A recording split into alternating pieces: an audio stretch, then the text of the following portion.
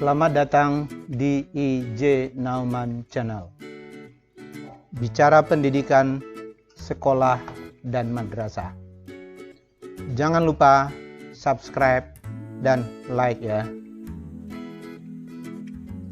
Bapak dan Ibu, warga sekolah dan madrasah yang saya hormati.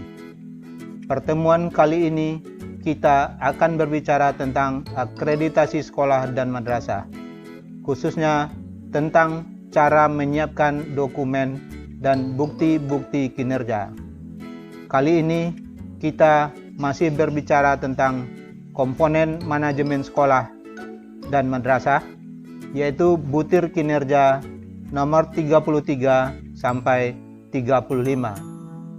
Dan kita juga akan bicarakan butir kinerja kekhususan untuk sekolah dasar dan madrasah ibtidaiyah, yaitu butir kinerja nomor 36. Bapak dan Ibu warga sekolah dan madrasah yang saya hormati, berbicara manajemen sekolah atau manajemen madrasah dalam pelaksanaan akreditasi ini adalah segala sesuatu yang berkaitan dengan kemampuan manajerial kepala sekolah atau kepala madrasah. Contohnya, dari perencanaan atau penyusunan RKS atau RKM, penyusunan RKAS atau RKAM, pengelolaan kesiswaan, pengelolaan sarana dan prasarana, pengelolaan keuangan, bahkan sampai kepada evaluasi diri sekolah atau evaluasi diri madrasah, EDS atau EDM. Seperti biasa, untuk menyiapkan dokumen dan bukti-bukti kinerja, kita harus menganalisis butir-butir kinerja itu dengan melakukan 3 langkah berikut. Langkah pertama, pahami butir kinerja dan aspeknya. Langkah kedua, dalami perbedaan capaian kinerja pada setiap level. Baru langkah ketiga, tentukan dokumen dan bukti kinerja yang diperlukan.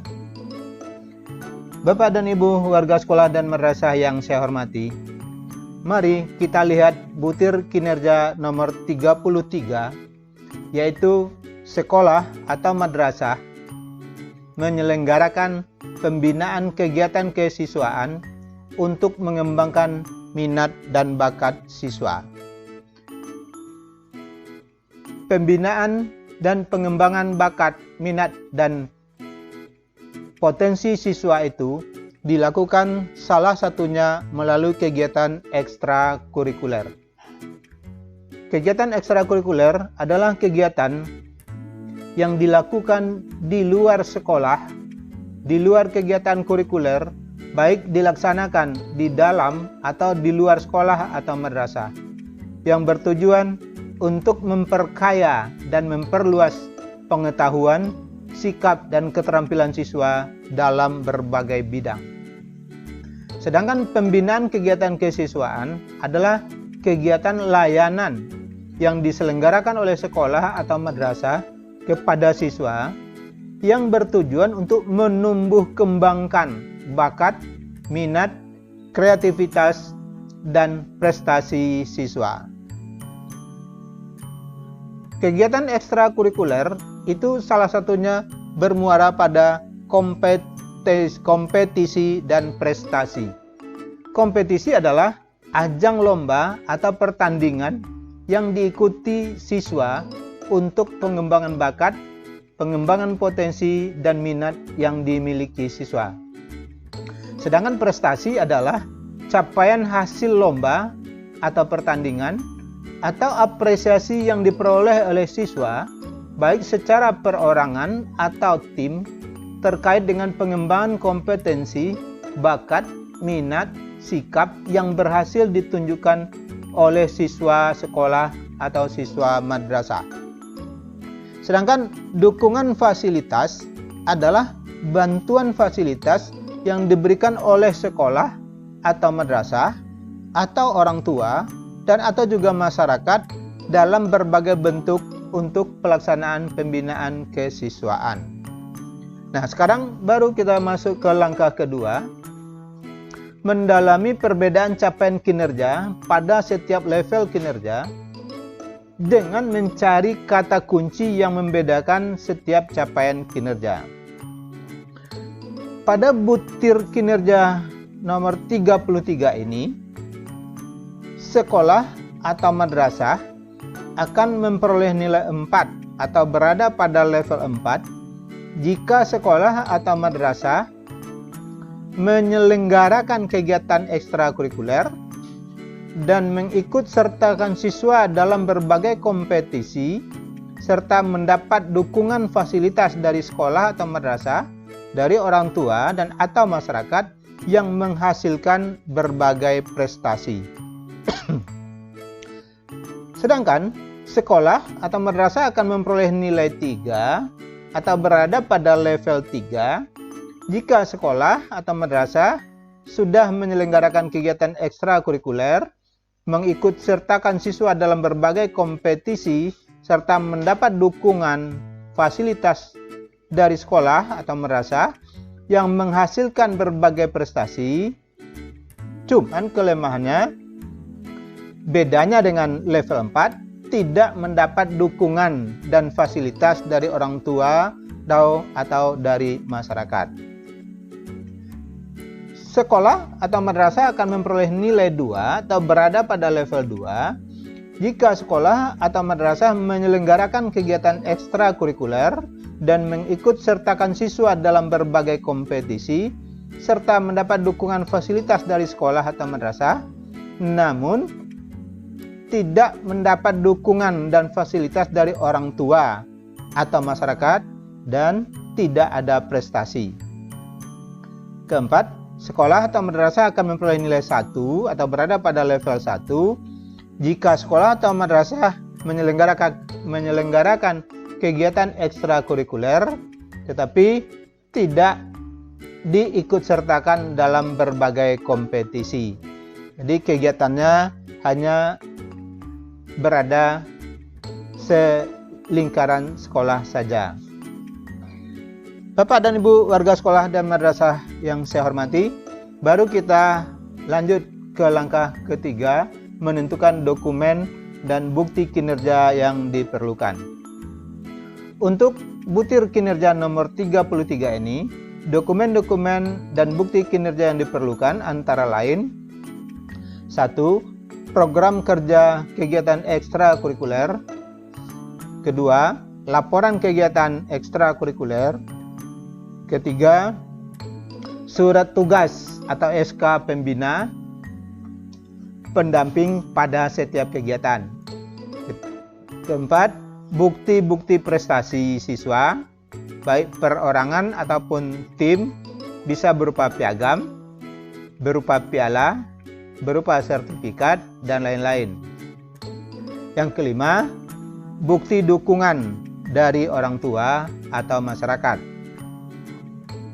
Baik, Bapak dan Ibu warga sekolah dan madrasah yang saya hormati, kita lanjutkan untuk butir kinerja nomor 34, yaitu sekolah atau madrasah memberikan layanan bimbingan dan konseling siswa dalam bidang pribadi, sosial, akademik, pendidikan lanjut, dan karir untuk mendukung pencapaian dan pengembangan prestasi siswa.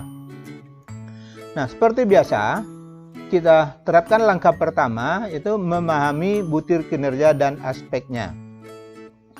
Kinerja yang akan dinilai adalah sekolah atau madrasah memberikan layanan bimbingan dan konseling siswa dalam bidang pribadi, sosial, akademik, pendidikan lanjut, karir untuk mendukung pencapaian dan pengembangan prestasi. Nah, yang dimaksud dengan layanan bimbingan dan konseling adalah program layanan pengembang diri siswa, baik secara individu maupun kelompok, untuk memahami potensi diri, sosial, dan karir siswa menuju dewasa dan keberhasilan belajar di sekolah atau madrasah. Sedangkan yang dimaksud dengan bimbingan pribadi adalah bantuan yang diberikan kepada individu untuk memecahkan masalah yang sangat kompleks dan bersifat rahasia atau pribadi seperti masalah keluarga, persahabatan, cita-cita, dan sebagainya. Sementara yang dimaksud dengan bimbingan sosial adalah bimbingan yang diberikan oleh seorang ahli. Saya ulang, bimbingan yang diberikan oleh seorang ahli kepada individu atau kelompok dalam membantu menghadapi dan memecahkan masalah pribadi, masalah sosial, maksudnya masalah pribadi sosial, seperti penyesuaian diri, menghadapi konflik, dan dalam pergaulan. Sedangkan bimbingan akademik adalah layanan bimbingan yang diberikan kepada siswa untuk membentuk kebiasaan belajar yang baik, mengembangkan rasa ingin tahu, dan menumbuhkan motivasi untuk mengembangkan ilmu pengetahuan dan prestasi belajar. Bimbingan pendidikan lanjut dan karir adalah suatu usaha yang dilakukan untuk membantu individu atau peserta didik dalam mengembangkan potensi dirinya dalam melanjutkan pendidikan dan mempersiapkan suatu pekerjaan. Nah, kita lanjut ke langkah kedua, mendalami perbedaan capaian kinerja pada setiap level kinerja dengan mencari kata kunci yang membedakan setiap capaian kinerja. Pada butir kinerja nomor 34 ini, sekolah atau madrasah akan memperoleh nilai 4 atau berada pada level 4 jika sekolah atau madrasah memberikan layanan bimbingan dan konseling dalam bidang pribadi, sosial, akademik, pendidikan lanjut, dan atau karir untuk mendukung pencapaian dan pengembangan prestasi secara berkelanjutan dengan dukungan SDM yang berkualitas, artinya ada guru yang berijazah bimbingan konseling, bahkan kalau bisa sudah memiliki profesi konselor. Satu guru melayani maksimal 150 siswa. Kedua, sekolah atau madrasah akan memperoleh nilai 3 atau berada pada level 3 jika sekolah atau madrasah berusaha memberikan layanan bimbingan dan konseling dalam bidang pribadi, sosial, akademik, pendidikan lanjut, dan atau karir yang diselenggarakan secara berkelanjutan dengan dukungan SDM terbatas. Misalnya, satu guru melayani lebih dari 150 siswa. Ketiga, sekolah atau madrasah akan memperoleh nilai 2 atau berada pada level 2 jika sekolah atau madrasah berusaha memberikan layanan bimbingan dan konseling namun belum meliputi semua aspek. Jadi mungkin baru layanan bimbingan sosial saja atau akademik dan lain-lain. Dukungan sumber daya juga belum sesuai dengan kebutuhan dan tidak dilaksanakan secara berkelanjutan. Keempat, sekolah atau madrasah akan memperoleh nilai 1 jika layanan bimbingan dan konseling dalam bidang pribadi, sosial, akademik, pendidikan lanjut, dan atau karir siswa belum menjadi komitmen sekolah, serta tidak didukung oleh sumber daya sesuai bidang keahlian. Misalnya, tidak dilaksanakan oleh guru yang berijazah bimbingan dan konseling. Bapak dan Ibu, baru kita lanjut ke langkah ketiga, menentukan dokumen dan bukti kinerja yang diperlukan. Tentu sesuai dengan butir kinerjanya, pada nomor 34 ini, dokumen yang dibutuhkan pertama tentu program layanan bimbingan dan konseling atau program kerja guru BK. Kedua, laporan layanan bimbingan dan konseling. Baik, Bapak dan Ibu warga sekolah dan madrasah yang saya hormati, kita lanjutkan ke butir kinerja nomor 35, yaitu sekolah atau madrasah melaksanakan penjaminan mutu internal. Saya ulang, melaksanakan penjaminan mutu internal sekolah atau madrasah setiap tahun terkait pencapaian standar nasional pendidikan yang meliputi kegiatan pelaksanaan evaluasi diri sekolah atau madrasah atau EDS atau EDM, penyusunan rencana kerja dan anggaran sekolah atau madrasah, RKS atau RKM yang merujuk pada rapor mutu.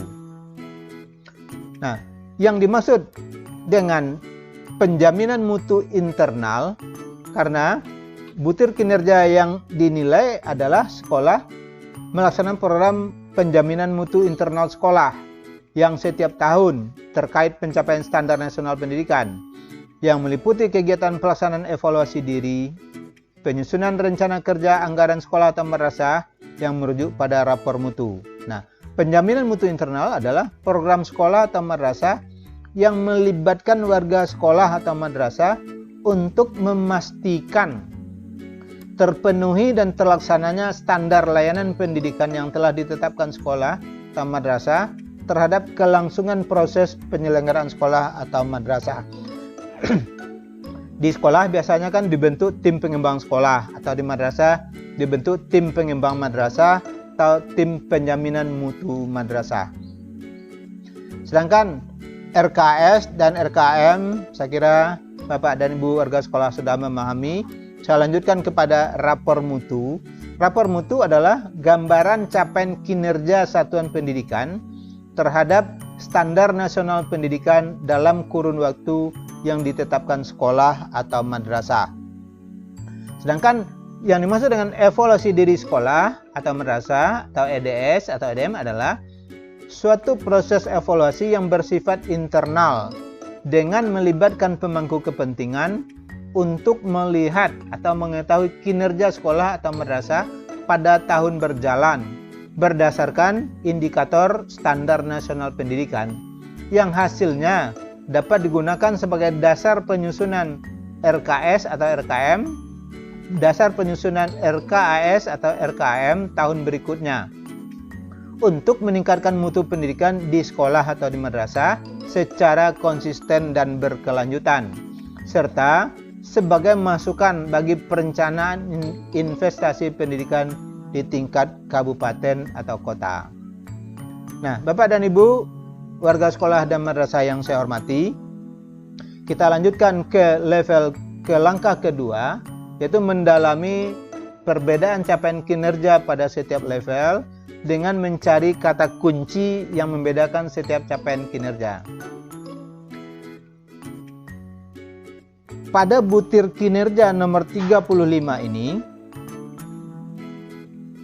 sekolah atau madrasah akan memperoleh nilai 4 atau berada pada level 4 jika sekolah atau madrasah menyusun RKAS atau RKM dengan merujuk rapor mutu dan hasil EDS atau EDM, melakukan evaluasi pelaksanaan program dalam RKAS atau RKM, menyusun rencana perbaikan dalam RKS atau RKM tahun berikutnya, dan melakukan tindakan perbaikan secara berkelanjutan. Sedangkan sekolah atau madrasah akan memperoleh nilai 3 atau berada pada level 3 jika sekolah atau madrasah menyusun RKS atau RKM dengan merujuk rapor mutu dan hasil EDS atau EDM, serta melakukan evaluasi pelaksanaan program dalam RKS atau RKM. Bedanya dengan level 4, pada level 3 ini sekolah tidak melakukan perbaikan RKAS atau RKM dari tahun sebelumnya. Jadi RKS-nya sama saja tahun ini dengan tahun yang lalu. Ketiga, sekolah atau madrasah akan memperoleh nilai 2 atau berada pada level 2 jika sekolah atau madrasah menyusun RKS atau RKM dengan merujuk rapor mutu dan hasil EDS atau EDM. Kelemahnya, tidak melakukan evaluasi pelaksanaan program dalam RKS dan RKM, serta tidak ada perbaikan RKS atau RKM dari tahun sebelumnya. Jadi kalau pada level 3 sudah melakukan evaluasi, cuma tidak ada perbaikan. Pada level 2 ini tidak ada evaluasi, tentu juga tidak ada perbaikannya. Keempat, sekolah atau madrasah akan memperoleh nilai 1 jika sekolah atau madrasah menyusun RKM tanpa memperhatikan rapor mutu atau hasil EDS, hasil EDM.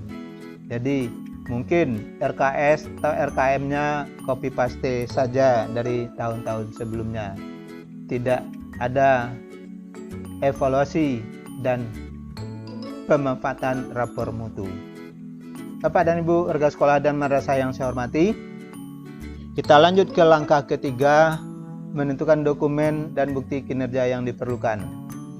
Dokumen dan bukti kinerja yang diperlukan untuk butir kinerja nomor 35 ini tentu yang pertama adalah dokumen EDS atau EDM-nya.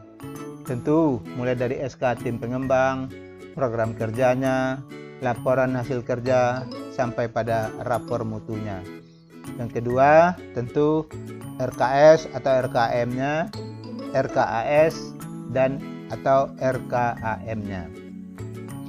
Baik, Bapak dan Ibu warga sekolah dan madrasah yang saya hormati, demikian 35 butir kinerja untuk instrumen atau perangkat penilaian akreditasi yang berlaku untuk semua jenjang, mulai dari SD atau MI, berlaku juga untuk SMP atau MTS, untuk SMA atau madrasah aliyah, untuk SMK dan MAK, serta untuk SLB.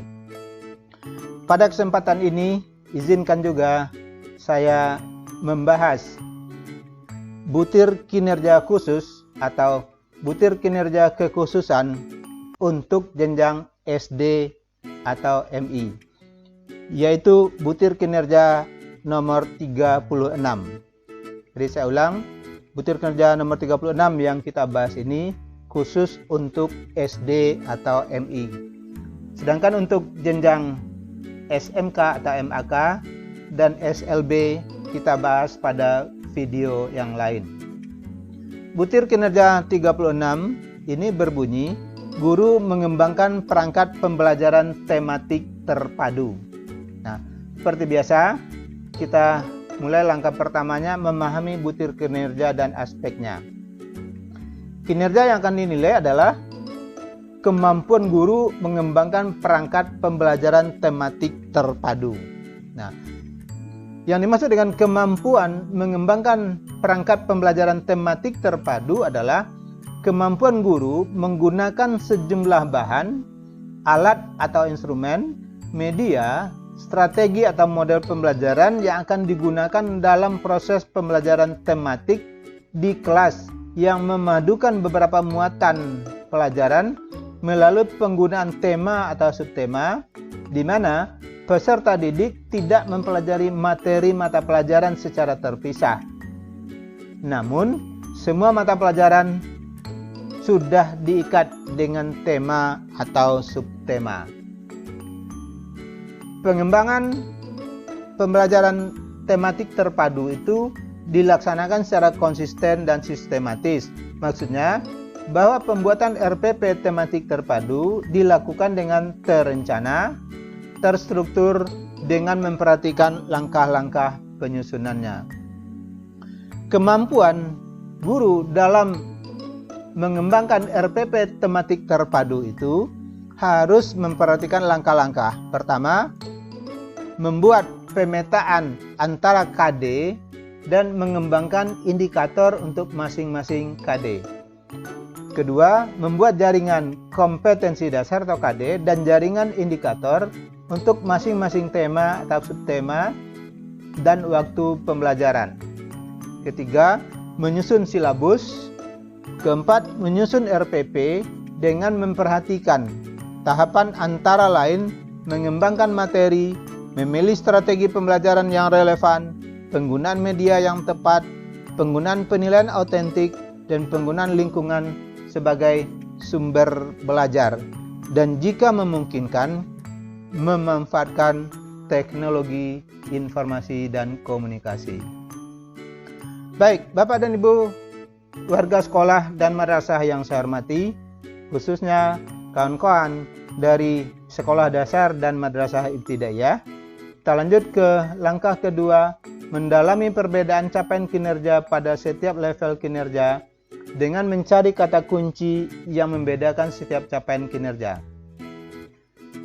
Dari level dan capaian kinerja butir 36 ini, butir kekhususan SD dan MI ini, sekolah atau madrasah akan memperoleh nilai 4 atau berada pada level 4 jika guru mampu mengembangkan perangkat pembelajaran tematik terpadu yang menunjukkan adanya keterkaitan kompetensi dasar dan indikator dari beberapa mata pelajaran untuk setiap tema yang didukung oleh pemilihan strategi pembelajaran yang relevan, penggunaan media yang tepat, pemanfaatan lingkungan sebagai sumber belajar, dan penilaian autentik agar pembelajaran mencapai keterampilan siswa berpikir tingkat tinggi yang dilakukan secara konsisten dan sistematis.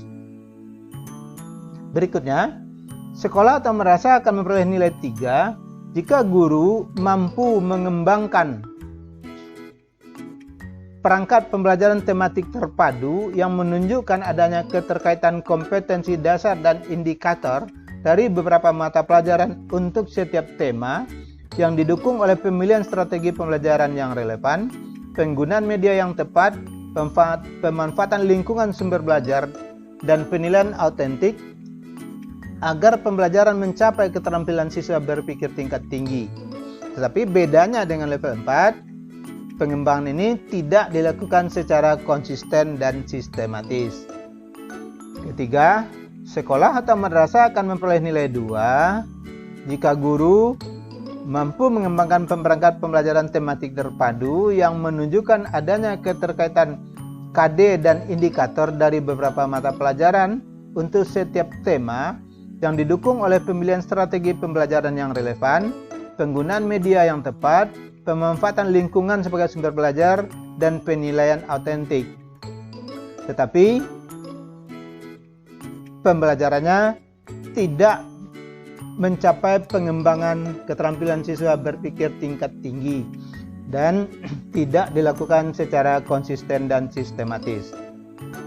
Keempat, sekolah atau madrasah akan memperoleh nilai 1 atau berada pada level 1 jika guru mengembangkan perangkat pembelajaran tematik terpadu hanya berdasarkan materi pada buku guru yang disiapkan oleh Kemendikbud. Jadi guru tidak mengembangkannya secara profesional. Bapak dan Ibu warga sekolah dan madrasah yang saya hormati, langkah ketiga yang kita lakukan tentu adalah menentukan dokumen dan bukti kinerja yang diperlukan. Nah, untuk butir kinerja kekhususan SD ini, butir 36 ini, dokumen yang dibutuhkan adalah RPP tematik terpadu itu. Bapak dan Ibu warga sekolah dan madrasah yang saya hormati, begitulah 3 langkah untuk menganalisis butir-butir kinerja untuk menyiapkan dokumen dan bukti-bukti kinerja. Saya mengingatkan agar setiap dokumen dan bukti kinerja itu disimpan. Pertama, dalam bentuk soft copy dalam format PDF, disimpan dalam satu folder untuk setiap butir kinerja. Jadi akan ada butir kinerja inti 1 sampai 35. Tiap folder bisa berisi beberapa file, dan khusus SD atau MI ditambah satu folder lagi, yaitu butir kekhususan folder ke-36. Sedangkan dokumen yang dalam bentuk hard copy atau print out disimpan dalam map, satu map untuk setiap butir kinerja. Dia ada map 1 sampai 35. Dan untuk SD atau MI ditambah satu map lagi, yaitu untuk butir kekhususan map ke-36. Bapak dan Ibu warga sekolah dan madrasah yang saya hormati, demikianlah pembicaraan kita kali ini. Saya ucapkan selamat bekerja dan saya doakan pekerjaan Bapak dan Ibu merupakan bagian dari dedikasi Bapak dan Ibu di bidang pendidikan. Sekali lagi, tonton terus IJ Nauman Channel. Dan jangan lupa subscribe dan like, terutama bagi yang belum. Salam dari saya, Indra Jaya Nauman.